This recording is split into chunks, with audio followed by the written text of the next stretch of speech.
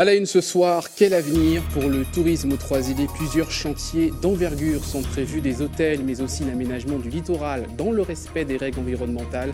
Vous allez le voir dans quelques instants. Un chèque et un prix remis à l'école Saint-Joseph de Cluny et l'école Couronné Laurel du Robert, récompensés pour leurs actions éducatives pour la protection de l'environnement. Vous entendrez les réactions des élèves. Les papis du rap français, 20 ans après leur dernière scène, les membres de Secteur A lancent une tournée inédite. Ils sont en pleine préparation. Les coulisses dans votre journal. Et puis votre page sport, avec du handball, les Lamontinois ont gagné leur bras de fer face au réveil sportif en championnat de pré-national. Victoire 31-27, résumé du match dans votre page sport en fin de cette édition.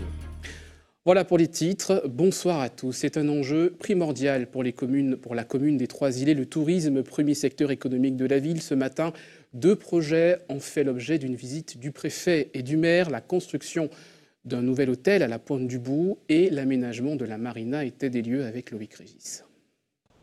C'est sur ce terrain où se trouvait l'ancien hôtel Calenda que le nouveau complexe verra le jour. Une structure de 200 chambres avec piscine, une salle de conférence de 400 places. Un outil sur lequel la municipalité ainsi que les acteurs du tourisme souhaitent s'appuyer pour relancer l'hôtellerie. Mais il a fallu convaincre les investisseurs. Ça a été difficile puisque nous avons fait un appel à manifestation d'intérêt. Beaucoup ont retiré des dossiers et très peu effectivement ont répondu. Aujourd'hui, parce que on sait que l'activité touristique, l'investissement dans les départements français d'outre-mer pose un certain nombre de problèmes.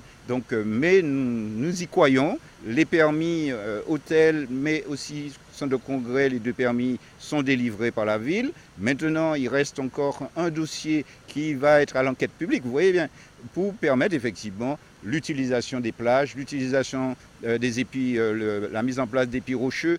Un chantier d'envergure qui devrait démarrer au courant de l'année. Pour dynamiser le secteur, d'autres projets sont à l'étude, comme la reconstruction du ponton de l'hôtel Bacois, un emplacement stratégique qui pourrait permettre à la ville d'accueillir de plus gros bateaux. Nous avons une fosse marine à proximité, au large du Bacois, qui nous permet grâce à un tirant d'eau suffisant de pouvoir accueillir à terme des bateaux de croisière. Ceci non sans engendrer des infrastructures qu'il faudra voir avec les différentes instances, voir comment on pourrait réaliser cela. Donc là, c'est l'une des ambitions de la ville des Trois-Îlets. Des ambitions touristiques tournées vers la mer, mais qui ne doivent pas menacer l'environnement. Les autorités veillent au respect des règles en vigueur. Quand vous déposez un dossier de demande d'autorisation, vous devez faire ce qu'on appelle une étude d'impact, et notamment une étude d'impact sur la faune et sur la flore. Et donc on recherche toujours l'équilibre, sauf lorsque l'atteinte est trop forte. C'est-à-dire que si l'étude d'impact montre que les dégâts à l'environnement seraient irréversibles, eh bien on peut refuser. Mais en règle générale, on essaye avec la municipalité, avec les porteurs de projets, toutes les administrations intéressées, de trouver le point d'équilibre entre la nécessité de respecter l'environnement et puis le développement économique et l'emploi qui est très important aussi. Développement économique et protection du littoral, 2 enjeux majeurs. La ville des Trois-Îlets devra trouver l'équilibre parfait afin de rester une figure de proue du tourisme en Martinique. Le sourire et la joie des élèves de l'école Couronné Laurel du Robert et de leurs camarades de Saint-Joseph de Cluny, honorés par le prix de l'éducation citoyenne de la jeunesse. 2 établissements récompensés par l'éducation nationale pour leur projet en faveur de la protection de l'environnement. Quelques écoliers ont fait part de leur satisfaction au micro de Loïc Régis. Nous avons fait des sorties pour apprendre à mieux connaître les tortues. Il y a des personnes qui sont venues dans notre classe pour nous expliquer comment vivaient les tortues marines. Donc du coup, ça nous a aidé à mieux comprendre les tortues marines. Donc nous sommes très heureux d'avoir fait ce projet. Nous voulons mettre en avant pour qu'on essaie de moins polluer, pour que les tortues marines, il y en ait beaucoup plus. Ça représente tout le travail qu'on a fourni pendant des années. Le projet, c'est un petit peu arrêter d'un petit peu de polluer. En fait, en faisant plusieurs actions, par exemple, utiliser l'ardoise pour moins gaspiller de papier, utiliser des gourdes pour jeter moins de plastique. C'est une activité sportive, on peut le dire, en perte de vitesse chaque année. Les clubs de tennis martiniquais observent une baisse du nombre de pratiquants. Licence trop chère ou infrastructure vétuste ce matin, les représentants de la Ligue se sont penchés sur la question. Le compte-rendu signé Sandrine Claude. Une rencontre pour optimiser la pratique du tennis sur l'île. Présidents, clubs et enseignants se sont concertés autour d'ateliers pour faire émerger des pistes de développement. Car aujourd'hui, la discipline est en perte de vitesse sur le territoire. On a parlé, au niveau du secteur centre, de mutualiser les besoins au niveau des clubs qui appartiennent à cette communauté du centre, c'est-à-dire soit au niveau matériel, humain ou structurel, de manière à ce que la combinaison de l'ensemble des clubs puisse faire avancer non seulement les structures existantes, mais aussi la qualité de ce que nous proposons au sein de nos clubs. Depuis quelques années, le nombre de licenciés en Martinique diminue. Si le constat est sans appel, la problématique n'en est pas pour autant mieux comprise par les dirigeants de la Ligue, bien que plusieurs aspects semblent faire défaut à l'évolution du sport. Souvent c'est un essoufflement, souvent c'est un manque d'encadrement. Donc nous avons fait une cartographie un petit peu des pertes de licence, des enseignants, et nous essayons de, par district justement, de jouer la solidarité pour que les clubs s'entraident entre eux. Car l'objectif est de redorer le blason du tennis. Ce séminaire a permis de définir les axes prioritaires en matière de perspective, notamment les infrastructures. Les installations vieillissent, ont plus de 30 ans, 35, 40 ans. La moitié du parc a été rénové, mais il y a encore un gros effort à faire.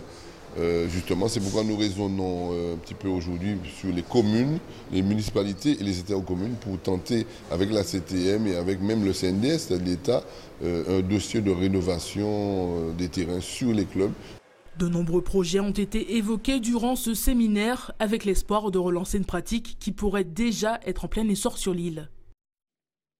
Cela faisait 20 ans que l'on ne les avait pas revus sur la même scène. Les membres du groupe Secteur A ont décidé de remettre le couvert pour le plus grand bonheur de leurs fans.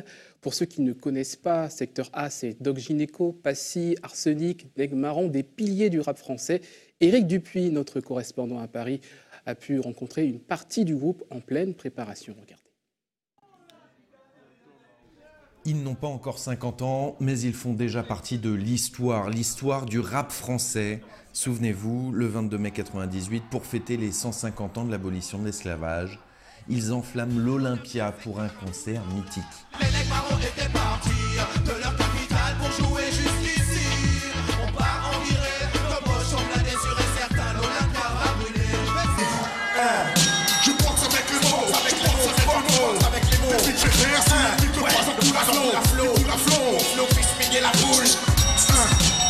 Aujourd'hui, pour la première fois publiquement, ils se retrouvent. Manque seulement à l'appel le Guadeloupéen MC Yannick, retenu aux Antilles, mais il sera bien là pour la tournée, car promis, les querelles du passé sont terminées. Nous, on se voit toujours, on se côtoie toujours, mais on ne refaisait plus de scène ensemble. Et donc là, maintenant, ça nous donne l'occasion de refaire de la scène ensemble. De la scène, car 20 ans après, il faut continuer le combat, notamment celui de la mémoire de l'esclavage. Quand on a décidé de s'appeler Nègre Marron, nous, c'était pour lutter contre tous ces stéréotypes, justement, toutes ces étiquettes qu'on peut nous attribuer. Et aujourd'hui, on voit que c'est un combat qui est permanent. Il y a toujours à faire, là. C'est pas un concert qui va enlever les douleurs, mais au moins une commémoration. Il y a un jour où, dans l'histoire, les Noirs se sentent valorisés. Enfin, il n'y a pas juste un jour, parce que c'est tous les jours que les Noirs doivent savoir qu'ils ont une valeur et qu'ils doivent se sentir valorisés. Toulouse, Bordeaux, Paris, toutes les dates ne sont pas arrêtées. Un passage aux Antilles, d'ailleurs, n'est pas exclu. C'est important que les Antilles sachent que si on va chez eux, je ferai mon maximum avec la production pour que de l'argent soit reversé avec ce qui s'est passé. J'ai oublié le nom de ce cyclone-là. Irma. Avec cette folle-là, Madame Irma. La légèreté de façade qui les caractérise n'a pas changé depuis 20 ans, mais le secteur A est toujours là, leurs revendications aussi. Je veux pas non plus qu'ils pensent qu'on peut s'en sortir seul, calme, posé, les miens en veulent, violent dans tes rap, écarte-toi et joue et ferme ta gueule. Voilà, et en régie, j'entends beaucoup de fans qui attendent le retour de leur groupe favori. Toujours culture avec cette exposition à la Fondation Clément. C'est l'Afrique qui est à l'honneur avec des œuvres notamment issues de la Fondation Dapper. 17 artistes représentés qui sont donc pour cette exposition, qui souhaitent faire le lien entre les artistes d'hier et d'aujourd'hui. Les précisions de Bernard Ayotte, le président de la Fondation Clément, au micro de Sandrine Claude. Nous faisons tous les ans, depuis quelques années, une grande exposition pour commencer l'année. Il y a 4 ou 5 ans, c'était Césaire, Lame, Picasso. Cette année, c'est avec la Fondation Dapper, artistes d'Afrique d'hier et d'aujourd'hui. Dans les 2 salles du haut, vous avez les œuvres de la Fondation Dapper, œuvres anciennes. Et dans la salle du bas, vous avez des œuvres contemporaines prêtées par des collectionneurs ou des galéristes de Paris en général. Ce sont des œuvres magnifiques, mais je tiens à dire aussi une petite chose, c'est qu'en même temps, c'est la 100e exposition de la Fondation Clément. Restez avec nous à suivre dans votre journal, votre JT des communes du samedi ce soir, direction Rivière-Salée, à l'école du cirque, immersion avec des apprentis clowns et leurs professeurs. Et puis une soirée en compagnie du groupe Épices, des femmes réunies pour prendre du bon temps au son du rythme du carnaval, reportage donc rythmé à suivre dans un instant. Mais d'abord, nous invités ce soir Miguel Justin et Erika Belmar. Bonsoir. Bonsoir. Bonsoir à tous les deux. Vous êtes venus nous parler du Carnival Run, manifestation sportive prévue samedi prochain donc à Schœlcher. C'est la 3e édition cette année, avec une cause défendue, les troubles 10. Alors vous êtes enseignante et vous faites partie donc de l'organisation et vous allez nous expliquer pourquoi aujourd'hui en Martinique il faut défendre, il faut soutenir cette cause, les troubles 10. Bien, tout d'abord parce que ces troubles sont très mal connus, donc il est nécessaire de faire une sensibilisation à ces troubles pour que les personnes qui en sont atteintes ne soient pas trop mises au banc de l'école lorsqu'il s'agit d'enfants ou, on ne va pas dire de la société, mais de leur travail parfois. Donc, alors c'est la dyslexie, alors les troubles 10 sont tous ceux qui commencent par 10, donc dyslexie pour les difficultés d'apprentissage de la lecture, dysorthographie pour l'orthographe, dyscalculie pour les mathématiques, dysphasie, dyspraxie également, un trouble qui est un petit peu moins connu. Voilà. Et donc, ce sont des difficultés d'apprentissage qui vont apparaître assez tôt chez l'enfant, pour ce qui est de l'apprentissage du langage ou des gestes, voilà. Et un petit peu plus tard, lorsqu'il s'agit de l'apprentissage de la lecture, des mathématiques et de l'orthographe. Alors cela a des conséquences sur la scolarité de ces enfants Ah et oui. aussi également de ces adultes qui vont rentrer après dans le milieu professionnel.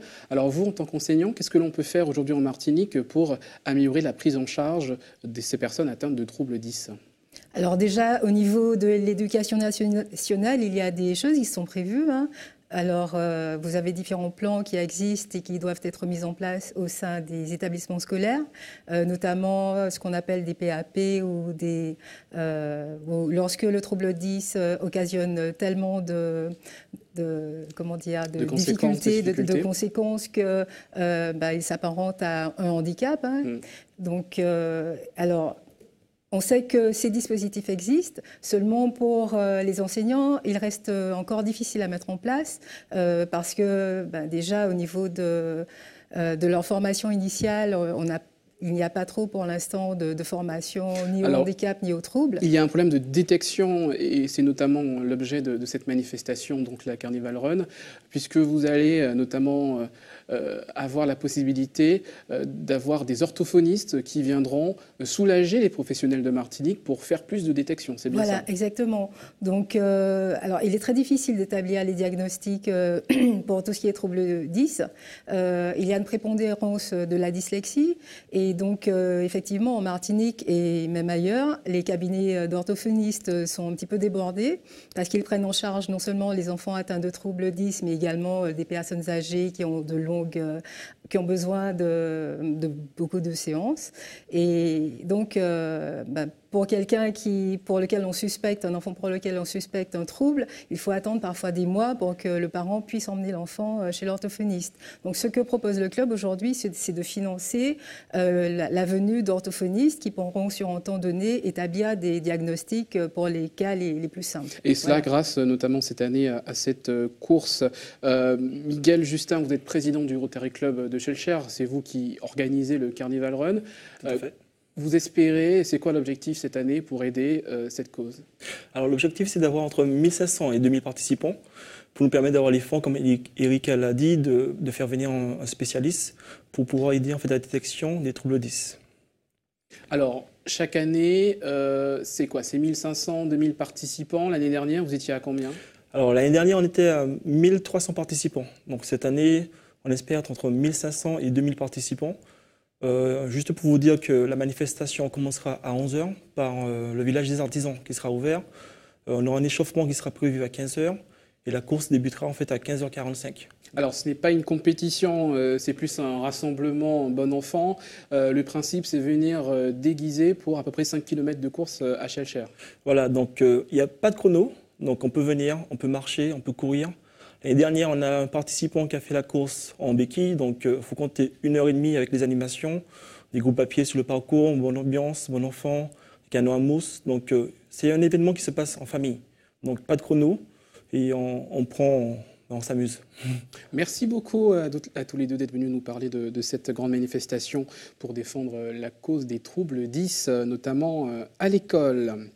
Rendez-vous donc 11h30 samedi prochain, 27 janvier, donc à Schœlcher pour cette course. Merci. Tout à fait, sur la plage de Madjana. Merci à vous. On poursuit ce journal direction la Guyane. Chaque samedi soir en période de carnaval, le département vit au rythme des soirées Touloulou où les femmes sont déguisées de la tête aux pieds. Gaëlle Ouassim a rencontré une couturière. Elle vient de se lancer dans la confection de costumes. Regardez. Une extrême ouverture sur le monde, beaucoup de patience et de curiosité, voilà ce qu'il a fallu à Laure Sophie Bertona, couturière confirmée mais guyanaise débutante, pour se lancer dans l'aventure de la confection de robes de Touloulou. Elle nous explique ce qui l'a motivée à franchir le pas. Mes amis, sachant que je faisais beaucoup de couture pour moi, m'ont dit qu'il fallait que je fasse des costumes de Touloulou. J'ai regardé, je me suis inspirée de modèles de carnaval de Venise. Et puis j'ai regardé les costumes de mes amies, elles m'en ont beaucoup prêté. Et voilà, c'est ce qui m'a fait commencer ces quelques costumes, parce que je trouve que c'est beau, c'est élégant, ça met en valeur les femmes.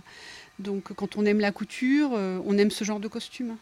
Ne se contentant pas de coudre des tenues carnavalesques, Laure Sophie s'est aussi imprégnée de la culture du Touloulou pour mieux le sublimer. Et je pense que si on ne s'imprègne pas de cette culture, on ne peut pas y arriver. Il y a vraiment des codes à respecter.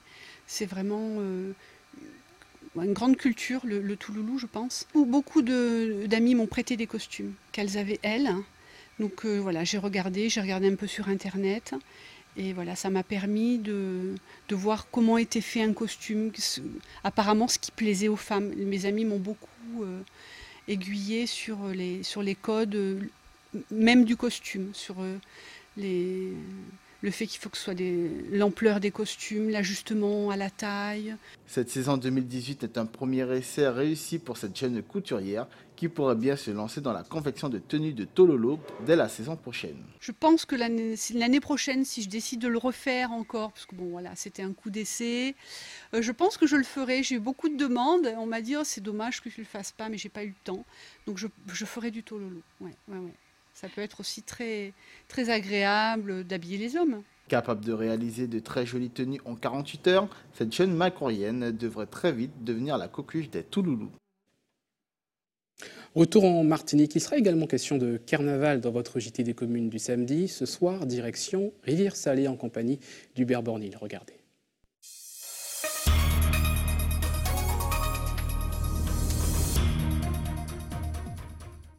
Bonsoir à toutes et à tous pour ce numéro. Nous sommes à Rivière-Salée, commune du sud de la Martinique. On peut carrément dire que c'est la porte d'entrée dans le sud. Rivière-Salée, une belle commune avec toutes ses plaines, ses mangroves. On y trouve également beaucoup d'habitations, d'anciennes habitations avec notamment Petit-Bourg, une commune qui connaît une activité commerciale assez dense avec ses activités d'entreprise, ses pôles d'entreprise, ses associations nombreuses. Nous parlerons dans ce numéro notamment du carnaval avec la parade du Sud du lundi gras qui se tiendra dans cette commune. Ça fait 15 ans qu'on n'a pas eu de carnaval à Rivière-Salée d'une telle ampleur. Et puis, on découvrira également le cirque, mais aussi un groupe qui vient de se créer avec en majorité des femmes. C'est parti pour quelques minutes d'intense plaisir et de découverte. Maman et la Rivière-Salée, nous calisons de bon souhait.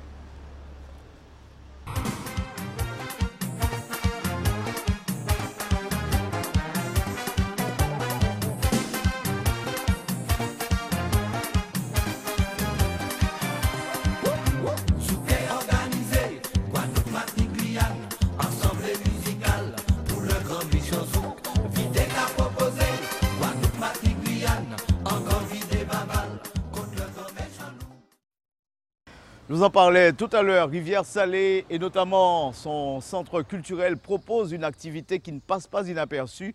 Il s'agit tout simplement du cirque animé par le clown Paolo. C'est une activité ludique et de découverte pour tous les enfants qui aiment bouger et qui aiment surtout, par-dessus tout, les acrobaties reportages. Camille Joseph et Philippe Olini. On marche, allez, on marche.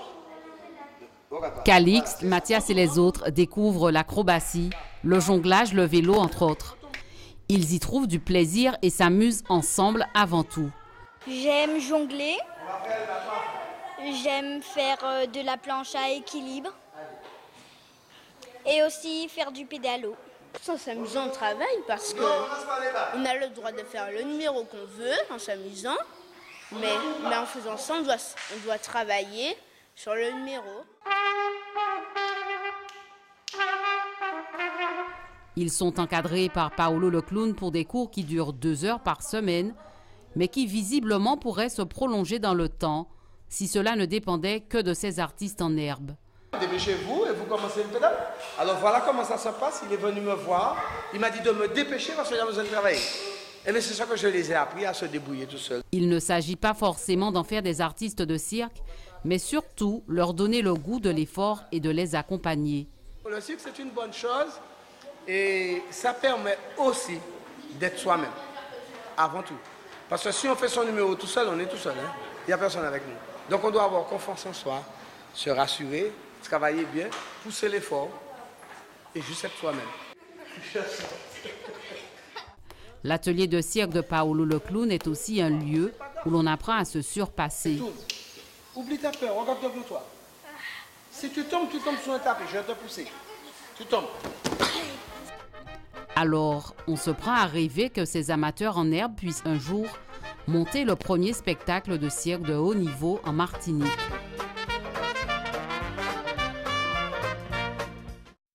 Rivière-Salée, commune d'ambiance nocturne. Justement, nous sommes au cœur de l'ambiance à Rivière-Salée, le marché. Et puisque nous parlons carnaval, et nous allons en parler dans ce numéro, voici l'un des groupes qui va se faire remarquer à l'occasion de la parade du Sud dans cette même commune. Je veux parler de Zépis, un groupe à pied composé essentiellement de femmes. Louis Sabas a assisté à l'une de leurs répétitions. Ça casse son nez. Regardez, reportage.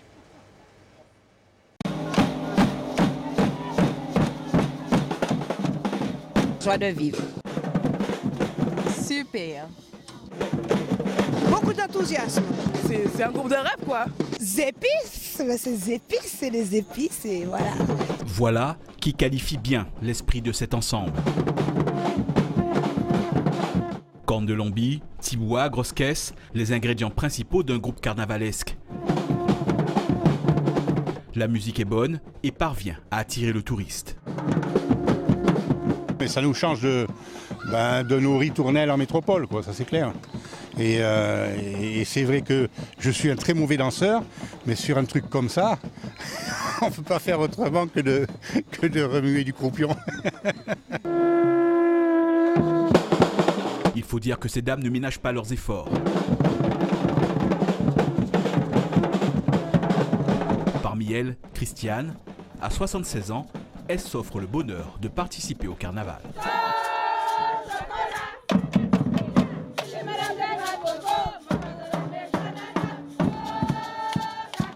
fait à peu près 3 ans que je participe dans le carnaval. C'est une détente pour moi. Ça m'empêche de réfléchir à la maison et je suis très contente. Ça me met en forme. Un réel plaisir pour ces femmes. Elles sont épaulées par un homme, seul au milieu de la formation. Il s'agit de leur coach, Christian, aussi discret qu'efficace. Les musiciennes travaillent dur avec pour objectif les défilés. C'est l'entraîneur qui m'a appris à faire du tibois. C'est pas difficile à apprendre. C'est dur au début. Et après, quand on est habitué, on est à l'aise. C'est super. Il y a une adrénaline qui monte et on oublie tous les problèmes et tout. Et voilà, nous sommes dans la joie. Entraînement nocturne, temps de répétition, défilé. Ces travailleuses, retraitées, étudiantes ou mères au foyer ont fait des sacrifices pour participer à l'aventure de Zépice. C'est ce qui fait, quelque part, la force de ce groupe. Vous allez voir des petits garçons, bien sûr, puisque bon, au lieu de les laisser pour papa et mamie, on se permet d'emmener notre petite famille avec nous. Au début, c'est pas évident. Il faudrait flatter le conjoint, il faudrait flatter la tati, il faudrait flatter la mamie. Donc on s'est réunis de façon à ce qu'on peut, je sais pas moi, qu'on puisse se réunir pour qu'on puisse s'amuser. Nous sommes des carnavalières. On était carnavalières spectatrices, maintenant nous sommes dans le carnaval, nous sommes sur les routes et voilà quoi. Zépice est plus que prêt pour ce carnaval 2018, à mettre le feu lors des différentes parades de l'île.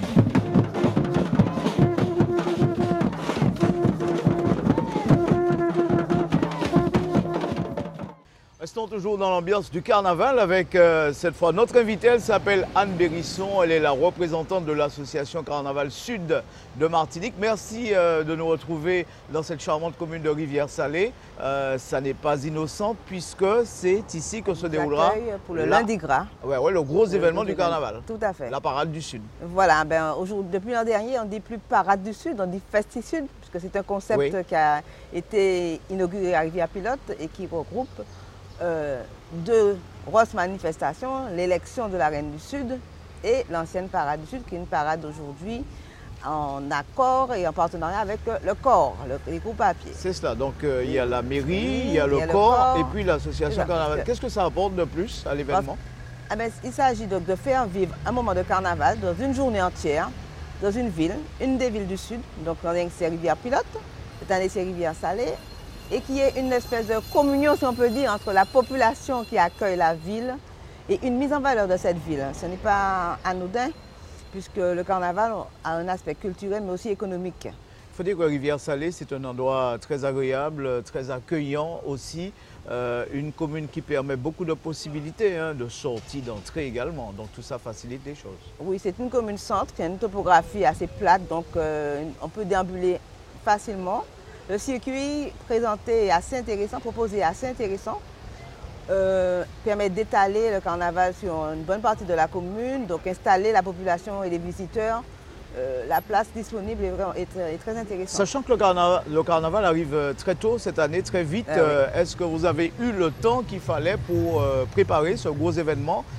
Est-ce que l'esprit du carnaval Sud reste toujours encore de nos jours? C'est un combat. C'est un combat de tous les jours, de tous les instants, de tous les moments, de tous les mois, pour que l'esprit, pour qu'on puisse maintenir le carnaval du Sud. Et aujourd'hui, l'association se dit une association en résistance. Parce qu'après 35 ans, on est là, on a muté, on a évolué, on a d'autres partenaires, puisque depuis l'an dernier, on travaille avec le corps. On peut peut-être évoluer différemment, mais nous sommes là. Et l'animation du territoire du Sud est toujours maintenue par la CSM qui cherche à faire entrer le carnaval dans les esprits. Alors vous avez parlé d'élections, est-ce que là aussi, on sait qu'il y a eu dans le temps beaucoup de difficultés à avoir des candidates, notamment reines, mini-reines, est-ce que ça s'améliore? Le problème est constant, si on peut dire, et non, ça ne s'améliore pas. Cette année, inscrits, nous avons 7 communes. 7 communes sur 12, c'est à peine la moyenne. Il est encore temps que les autres viennent nous rencontrer. Mais le problème qui est récurrent, c'est le problème financier. Il n'y a pas assez d'argent pour pouvoir faire un travesti, puisque la concurrence, la barre est haute, et on ne peut pas se permettre d'aller pour perdre. Vous savez, c'est ça qui ne peut pas jouer. Oui. Mais enfin, en général, on va pour donner le maximum. Donc, il faut proposer quelque chose de très beau. Un travesti, c'est entre 1500 et 2000. Mais on peut confectionner aussi des choses. Ben voilà, vous avez trouvé le plan B. Le plan B, c'est la confection. La créativité aussi. Ouais, voilà. Et qu'on devrait encourager. Donc, c'est un dossier sur lequel nous avons beaucoup d'ambition de porter. C'est de faire l'insertion par le carnaval à partir de l'art et de la création de travestis. On a observé que depuis quelques années, Fort-de-France redonne du ballon un petit peu à son lundi gras avec les mariages burlesques qui ont tendance à revenir. Est-ce que ça ne vous gêne pas un peu? Pas du tout. Nous ne sommes pas en concurrence sur le territoire. Fort-de-France maintient une tradition qui est le mariage burlesque et nous avions constaté dès la création du Carnaval Sud, c'est un peu l'origine, que les communes étaient désertées et qu'il n'y avait pas d'animation. Donc nous avons cherché à animer par cette grande parade du Sud. Donc nous ne sommes pas du tout, nous sommes toujours dans notre logique d'animer le territoire du Sud et de ne pas être en concurrence avec aucun autre territoire de la Martinique. Bien sûr, une grande parade du Sud qui revient 20 ans après à Rivière-Salée, ça n'est pas rien, s'il convient de le souligner. Qu'est-ce qu'on y trouve cette année? Alors cette année, en termes d'originalité, c'est à découvrir déjà. Oui. Parce que les reines, je ne sais vraiment pas ce qu'elles vont présenter. présenter. On ne peut pas savoir. Nous avons toujours été, on peut dire, au top de cette présentation. Bon, le corps présentera 23 groupes. Nous sommes accompagnés du corps pour 23 groupes. Et puis, moi, je trouve que l'imaginaire sera là. Et puis, je trouve que c'est très bien d'attendre. Ce sera beau, de toute façon ce sera beau. En tout cas, Anne Bérisson, merci d'être venue nous en parler. On attend impatiemment déjà cette parade du lundi gras qui se tiendra, on le rappelle, à Rivière-Salée. Hein. À Rivière-Salée, dès quelle heure nous accueille. C'est une journée, donc je vous ai dit que la journée commence dès 9h. Très bien. L'élection se déroule de 9h à midi. 9h midi, et puis dans la foulée, la parade. Et la ville sera animée avec les couleurs du carnaval. Très bien, merci. Bon carnaval d'ores et déjà, et puis longue vie à l'association. Hein. Merci à vous. À bientôt, merci. Merci de nous avoir suivis jusque-là. On se retrouvera la semaine prochaine pour d'autres aventures dans un autre lieu. D'ici là, portez-vous bien. Faites attention à votre santé, prudence assis la route là. Et puis, tchébé fort. À bientôt.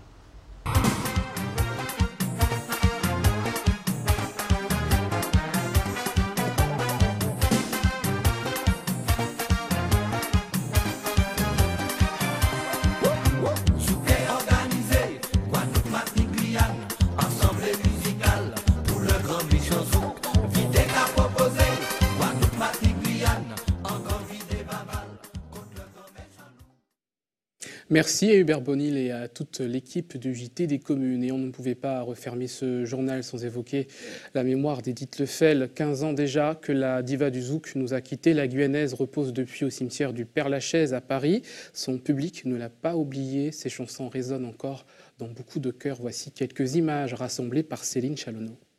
Si seulement, si seulement, si seulement. Seulement,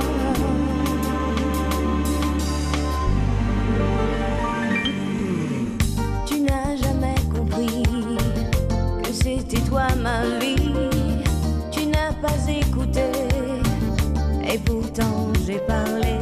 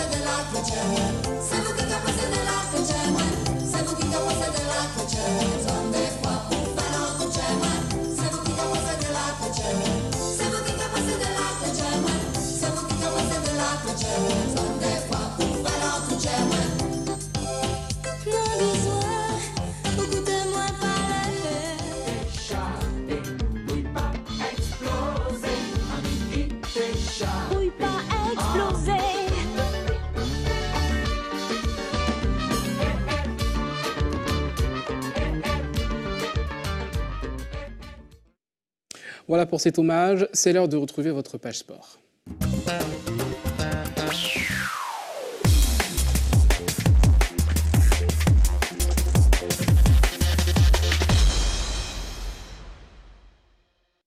Le sport est retour sur ce match au sommet attendu hier en handball avec cette rencontre qui opposait l'Étoile de Gondo au Réveil sportif. Donc victoire des Lamantinois 31-27. Hier soir, c'était au Gros Morne. Le résumé du match signé José Le Chartier. L'Étoile de Gondo en vert a pris la mesure de son adversaire dès l'entame du match. Les Lamantinois ne font pas dans le détail, ils alignent les buts et maintiennent les Gros Mornais à 4 longueurs d'avance.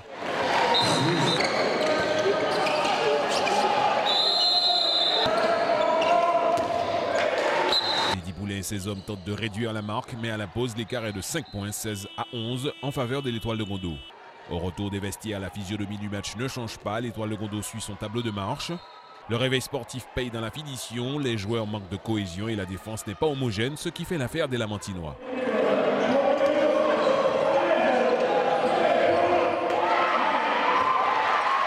Malgré cet handicap, le Réveil sportif maintient l'écart de 5 points.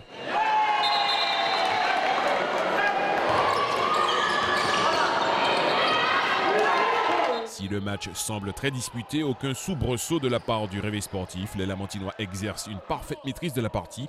À la fin du temps réglementaire, l'Étoile de Gondo s'impose sur le score de 31-27. Nous avons essayé de donner le tempo, garder le rythme, sachant que nous avions encore sous la pédale.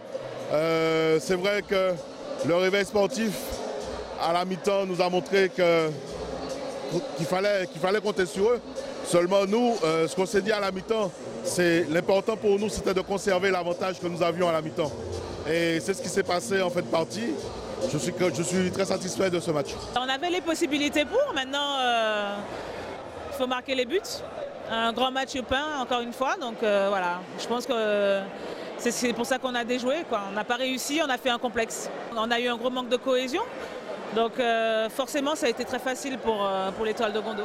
Outre cette victoire de l'Étoile de Gondo, notons celle de la Gauloise de Trinité qui s'est imposée sur le score de 31-20 face à l'Éveil de Carabin. Le TS franciscain a battu l'ASC Dillon-Doubout 38-21. L'ASC Ducos a défait la formation Saint-Anet sur le score de 31-19.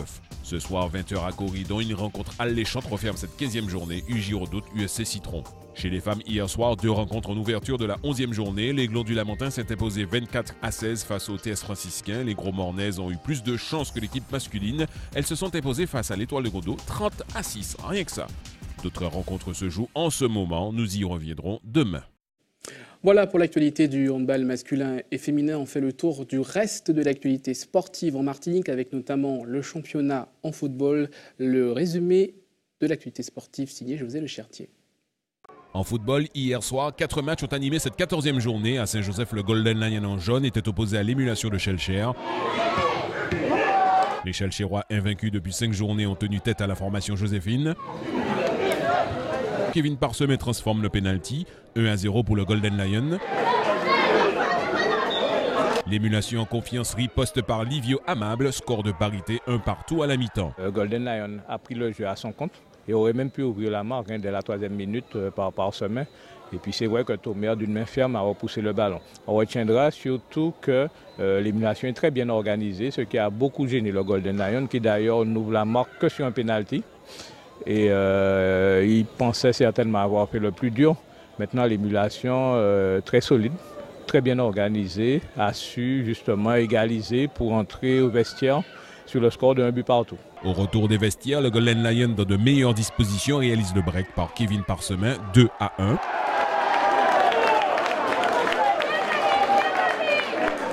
Le jeune Alvin Lamazine donne le coup de grâce. Le Golden Lion s'impose sur le score de 3-1. Les Joséphins réalisent une belle opération avec cette victoire, tandis que l'émulation rejoint la zone de relégation. Outre sa victoire Joséphine, le RC Rivière-Pilote s'est imposé 4-0 face à l'Essor. Match nul entre l'Aiglon du Lamentin et le Good Luck. Idem pour la rencontre opposant le club colonial au RC Saint-Joseph. Le choc de cette 14e journée a opposé le club franciscain à la Samaritaine, une rencontre très disputée qui a tourné en faveur des hommes de Dominique Jean sur pénalty, 1-0. Au classement général, le RC Rivière-Pilote est confortablement en tête avec 43 points, le Golden Lion est second avec 40 points, le club colonial est 3e avec 39 points, le club franciscain est 4e à 4 points du leader. Les lanternes rouges sont l'Émulation, le CES Pilote et la JS Eucalyptus. 16 ans. La Ligue de judo de la Martinique a organisé à l'IMS le grand regroupement régional Poussin et Mini Poussin, un événement parrainé par Sophie Sylvanise, plusieurs fois championne de la Martinique et championne Antilles-Guyane. Ce rassemblement ne compte pas pour le championnat, le but est de permettre aux jeunes judokas, à travers des ateliers ludiques, d'échanger et de se retrouver autour d'une même passion. En cyclisme, le Grand Prix des artisans et commerçants du François s'est disputé cet après-midi. Plus d'une centaine de coureurs ont pris part à cette course organisée par le VCF. Au terme des 88 km, c'est Eddy Michel Cademart du Madinina Bikers qui s'est illustré. Il est suivi de Jordan Plubber. Edwin Nubul complète le podium. Très belle course avec des juniors, c'est-à-dire des garçons de 17-18 ans, mais aussi des espoirs, ceux qui ont entre 19 et 22 ans, et aussi les passes cyclistes, les passes open, ce sont ceux qui sont souvent les plus âgés, les coureurs qui ne s'entraînent pas régulièrement, mais qui ont montré qu'ils ont fait une très belle course. On a vu notamment Francky Favre à l'attaque, mais Francky, c'est pas n'importe qui, hein. On sait que c'est le triathlète, il fait les longues distances, il a l'habitude de longs efforts, il est resté très longtemps en tête, et puis sur la fin, il flanche un peu, il termine en 5e position. Et puis chez les juniors aussi, on a vu des jeunes qui s'étaient déjà montrés lors de l'ouverture, notamment Florian Saint-Louis, garçon de 17 ans, junior première année, qui fait une très belle course. Et puis le grand vainqueur, c'est quand même Eddy Michel Cademart, qui est coureur espoir, qui n'a que 21 ans. Mais Eddy Michel, on le connaît, hein, c'est un membre de la sélection de la Martinique. Et c'est pas étonnant que cet après-midi, il a fait un festival. Hein, il est parti dès le départ avec Francky Favre. Et puis il a terminé tout seul. Et il a montré toute la science de sa course, toute son expérience aussi, même s'il est jeune. On a vu vraiment un très beau Eddy Michel Cademart du Madinina Bikers. Et à mon avis, il faudra compter avec lui pour le reste de la saison. En athlétisme, la finale des hivernages a eu lieu cet après-midi à Fort-de-France sur le stade Pierre-Aliquer. Compétition qualificative pour les championnats de France en salle élite et junior. Sur le 60 mètres, c'est Luigi Sillon qui s'impose. Le 60 mètres a été remporté par Laetitia Bapté. Luigi Vaillant de l'ACS s'est illustré sans surprise sur le 300 mètres. Le 1000 mètres a été remporté par Nathanaël Nachon. Jordan Caraman s'est illustré sur le triple saut. Enfin, William Cadena s'est imposé au lancer de poids. Retour de l'actualité sportive demain, c'est ainsi qu'on ferme cette édition. Avant de se quitter, je vous rappelle les principales informations développées dans ce journal. Les grands chantiers du tourisme aux Trois-Îlets, un hôtel à la Pointe du Bout et l'aménagement de la marina. Le préfet et le maire étaient en visite ce matin pour faire le point sur ces projets attendus en 2018. Un chèque et un prix remis à l'école Saint-Joseph de Cluny et à l'école Couronnée Lourel du Robert, récompensés pour leurs actions éducatives pour la protection de l'environnement. Vous avez pu entendre les réactions des élèves. Les papis du rap français, 20 ans après leur dernière scène, les membres du secteur A se lancent dans une tournée inédite. Ils sont en pleine préparation. On ne sait pas encore si une date est prévue en Martinique. Et puis votre page sport avec du handball, on vient de le voir, les Lamantinois ont fait donc une bouchée de leur adversaire du réveil sportif 31-27. C'est en championnat pré-national du handball masculin. À suivre l'information nationale et internationale avec nos confrères de BFM TV. La météo de Ruth Fortuna, ce soir votre émission vendredi, tout est permis, la 100e. Je vous retrouve demain avec grand plaisir.